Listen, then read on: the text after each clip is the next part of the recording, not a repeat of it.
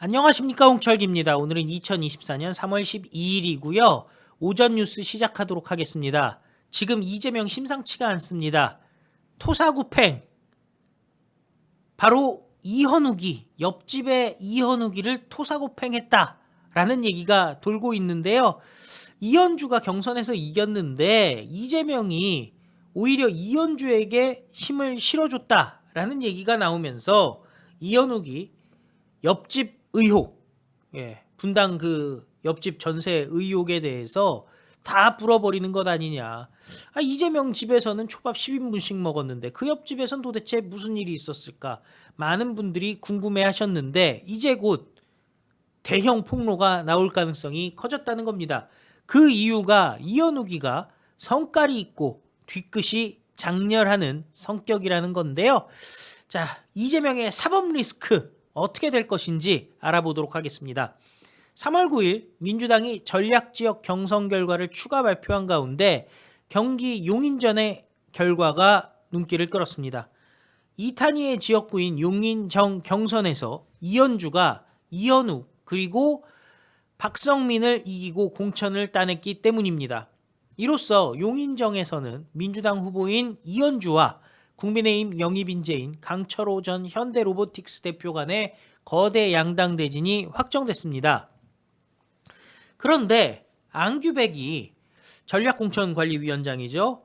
여전사 3인방 중 한 명으로 꼽은 이현주를 리틀 이재명이라고 불리는 이현욱과의 경선에 붙이자 정치권에서는 이재명이가 이현주를 불러놓고 팽하는 것 아니냐는 관측이 제기됐습니다. 이재명이 직접 복당을 요청해서 민주당으로 복귀한 이현주를 서울이 아닌 용인정으로 보내는 데 대한 의구심이었습니다. 더욱이 그 지역에서는 이현욱이 일찌감치 출마 선언을 해서 뛰고 있던 상황이었습니다. 그런데 이현주가 공천을 따내자 그 배경에 관심이 쏠렸습니다. 이현욱은 지난 대선 당시 불거진 이재명의 옆집 2402호의 비밀을 누구보다도 잘 알고 있는 사람입니다. 당연히 입막음을 위해 이현욱을 공천하리라고 관측이 됐습니다.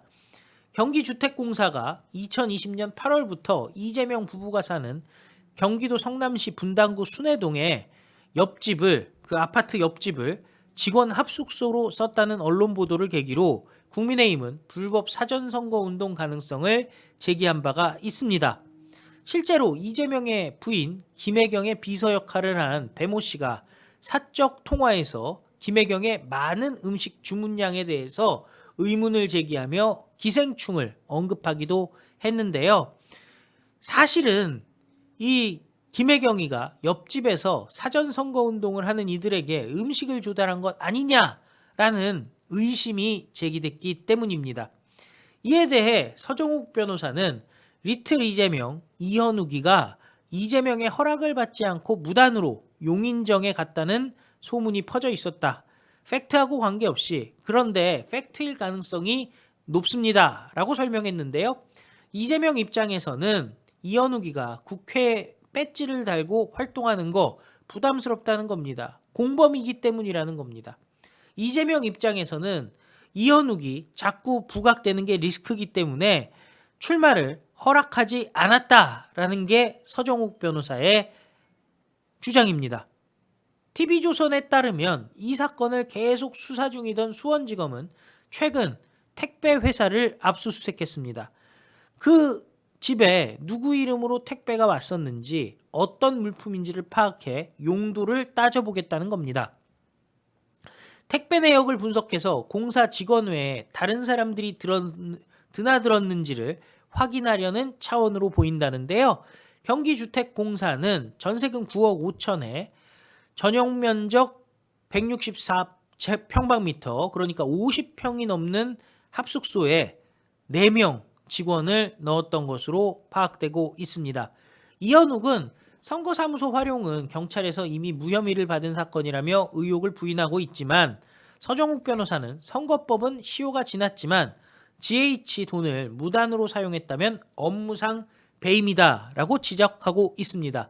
따라서 이재명 입장에서는 이현욱의 출마를 달가워하지 않았다는 것이 서정욱 변호사의 분석입니다. 이재명이 이현욱을 도울 생각이 없었기 때문에 이현욱을 이겨줄 이현주를 보냄으로써 강성 지지층들에게 이재명의 뜻이 이현주에게 있다는 것을 간접적으로 드러냈다라는 거죠. 게다가 이현주의 경선 참가 자체를 두고도 특혜설이 제기되고 있습니다. 민주당이 경기 용인정 후보를 공모한다며 낸 공지에는 접수 마감일이 2월 28일이었지만은 별다른 설명 없이 29일로 연장되게 됩니다. 그 사이 용인갑 경선 투입이 유력했던 이현주는 용인정 면접에 참여했습니다.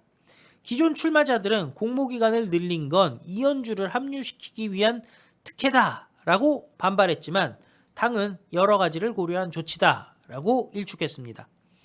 안규백이는 특정 후보를 밀어주려 했으면 이 지역에 대해 경선을 붙이지 않고 그냥 전략으로 단수로 했겠죠 라고 특혜설을 부인한 겁니다.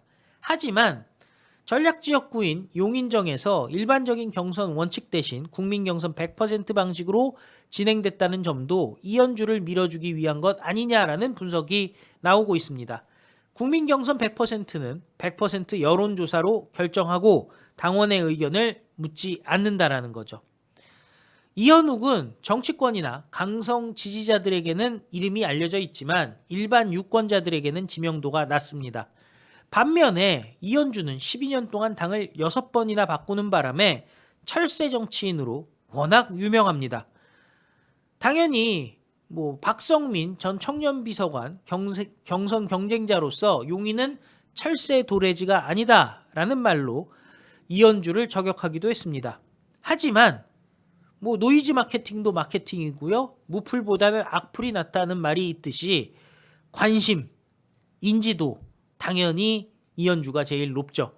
일반 여론조사라고 할 경우 이름을 아는 이현주에게 유리할 수밖에 없었다는 겁니다.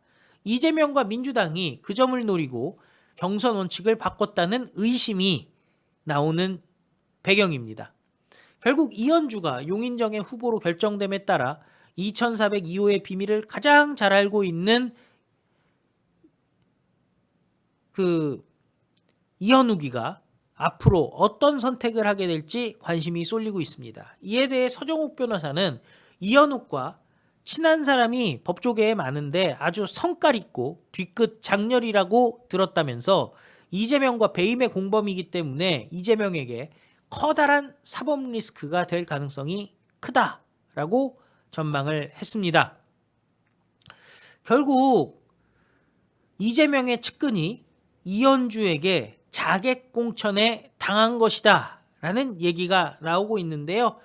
이현욱이 이에 대해서 성깔이 발동을 한다면, 욱하는 성격, 지랄 같은 성격이 발동을 한다면은 결국 다 불어버리는 것 아니겠습니까? 끝까지 싸워서 또 나는 시키는 대로만 했습니다.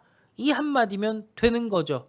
충성을 다 바친 대가가 이것이냐? 라고 이재명을 저격하는 일도 충분히 가능합니다. 자, 그러기 위해서는 최근 압수수색을 했다고 하는데 경찰에서는 그리고 검찰에서는 빨리 이현욱에 대한 강제 수사를 실시를 하고 영장 발부 등을 통해서 입을 열 수밖에 없는 압박을 전략적으로 실시를 해야 될 것이라 생각합니다. 이재명 지금 배지만 달면 방탄이 될 거다 생각하고 있지만 사실 민주당에서 지금 이재명이라면 부글부글 끓고 있죠. 무엇보다 총선에서 지난번과 같은 참 황당하기 짝이 없는 압승이 아니라면은 이재명은 깜빵 가야 됩니다. 아무리 체포동의안에 대해서 거부를 한다고 한들 판결은 계속 쭉 나갈 테니까요. 아직도 대통령 꿈을 꾸고 있는 이재명. 하지만 이재명이 가야 할 곳은 용산 대통령실이 아니라 의왕 국립호텔이라는 점 여러분들이 더 잘 아시리라 생각합니다. 시청해 주셔서 감사드리고요. 이재명 깜빵 가는 그날까지 이재명 세력들 깜빵 싹 다 집어넣는 그날까지 흔들리지 말고 윤석열 대통령, 한동훈 비대위원장과 함께 미래를 향해 다 같이 나가야 될 줄로 믿습니다. 다 같이 한번 외쳐보겠습니다. 우리는 승리합니다. 감사합니다. 안녕히 계십시오.